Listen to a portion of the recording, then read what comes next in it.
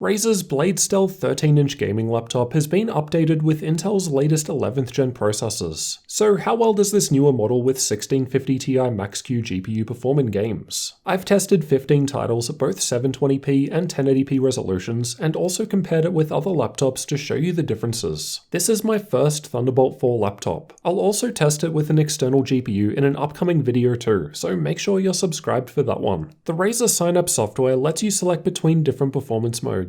I've done all testing with gaming mode enabled with a fan set to max speed for best performance, but this doesn't apply any overclocking to the graphics. There's no option of disabling Optimus for a speed boost, so no G-Sync either. Anyway, let's start by seeing how 15 games perform, then afterwards I'll compare it with some other laptops and check out screen response time. Shadow of the Tomb Raider was tested with the game's benchmark tool. I've got the 1080p results shown by the purple bars and the 720p results shown by the red bars. 720p was still able to pass 60 FPS even with the highest setting preset, while low settings were needed for a similar result at the higher 1080p resolution. Battlefield 5 was tested in campaign mode. Max settings at 1080p provided very inconsistent results and wasn't really usable. High settings was better, while medium was only just below 60 FPS. 720p on the other hand was running fine even with the highest setting preset, which was reaching 70 FPS. Red Dead Redemption 2 was tested with the game's benchmark tool. This game needs more than 4GB of VRAM to run with settings at Ultra, so I wasn't able to test that here. High settings weren't that great in any case. Medium was more usable. Watch Dogs Legion was tested with the game's benchmark. 1080p wasn't even able to reach 60 FPS with low settings, while high settings at 720p was only just slightly under this. That said, I don't think this game needs a high frame rate to enjoy, so 1080p at lower settings would be okay. Assassin's Creed Valhalla was also tested with the game's benchmark. And again, although this one doesn't need ultra high FPS, 1080p is only really going to go well at lower setting levels. 720p was just capable of above 60 FPS at low settings. Apex Legends was tested with either min or max settings as it doesn't have built-in presets. There were big differences here. Even the 720p results were reaching 1% lows above the average FPS from the 1080p results. That said, 1080p was still running above 60 FPS with all settings maxed out, which is still okay, though minimum was closer to the screen's 120Hz refresh rate. Call of Duty Modern Warfare was also tested with minimum or max settings for the same reason. 1080p wasn't quite able to get to 60 FPS even with all settings at minimum. However, max settings at 720p was able to get us there. Control was almost running at 60 FPS 1080p with the low setting preset, so definitely usable as this game doesn't need a super high frame rate to play well. Plus I still think it looks decent even at low settings. 720p on the other hand was still pretty usable even with the high setting preset, and at 13 inches in many cases, 720p doesn't look too bad. CSGO was still reaching high frame rates even with 1080p. Even at max settings, the average frame rate was higher than the screen's refresh rate, though 1% lows dipped down quite a lot in this test due to the smokes. Dota 2 also runs on basically anything, and there are hardly any differences at all between 1080p and 720p at the lowest setting levels. Even at Ultra, the difference still isn't that big. 1080p is still running with an average frame rate higher than the screen's refresh rate. Fortnite is another game that doesn't need high-end specs to run well. That said, 1080p wasn't quite reaching 60 FPS with the highest epic setting preset, but it was still usable. And high settings would get us there for even the 1% low. 720p was otherwise near 100 FPS with max settings.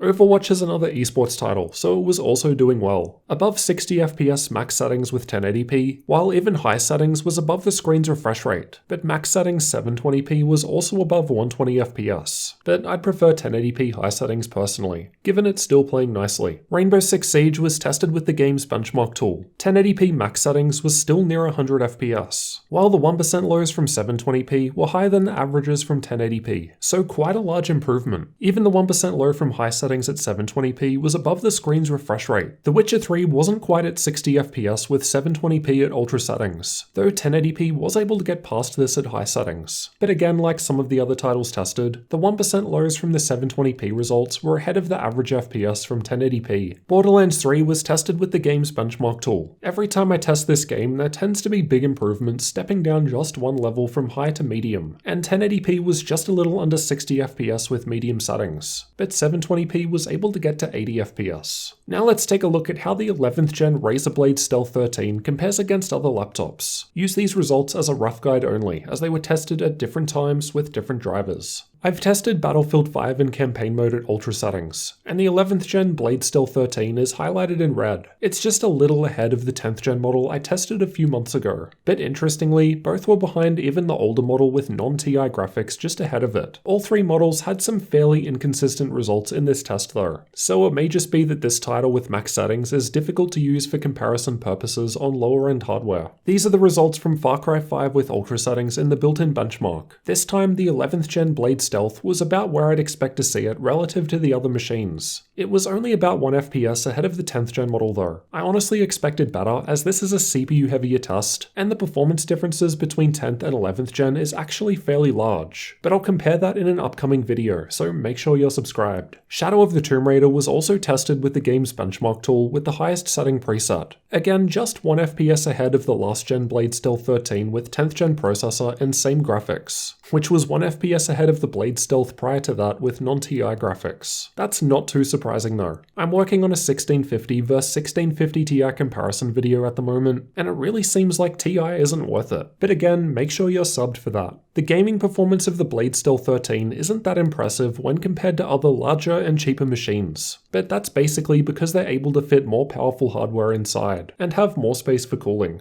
The Stealth is the only 13-inch gaming laptop I've tested that still fits in discrete Nvidia graphics above the weaker MX tier, so when you factor in just how small it is, this is quite impressive. You'll only really be looking at something like this if portability is critical and you're willing to pay more, but need some level of GPU performance on the go. The Blade Stealth 13 that I tested had the same 120Hz panel as the 10th gen model that came out earlier this year, and while this sounds cool on paper, the average gray-to-gray response time is on the lower side when compared against others. I don't think I'm that sensitive to it, but I still noticed some ghosting and blurriness when playing. Apart from this panel that Razer are using, I've never seen a high refresh option at 13 inches, so my guess is there's simply a lack of panels available, and that's why the response time isn't amazing. 13-inch gaming laptops aren't exactly popular due to increased costs. And combined with the fact that we're only just recently getting the GPUs to kind of make this happen at the lower end, it explains why there aren't lots of options. It's kind of a chicken and egg problem, where there are no good panels to use in a 13-inch gaming laptop, but not enough people buying 13-inch gaming laptops to justify investing in making them. Basically, Razer can only use the panels available in the market as they don't make them themselves. But yeah, this is definitely a big downside for the 120Hz screen. Let me know what you thought of the gaming performance from the Razer Blade Stealth 13 gaming laptop down in the comments. And make sure you're subscribed for some upcoming CPU comparisons and eGPU testing I'll be doing with this machine.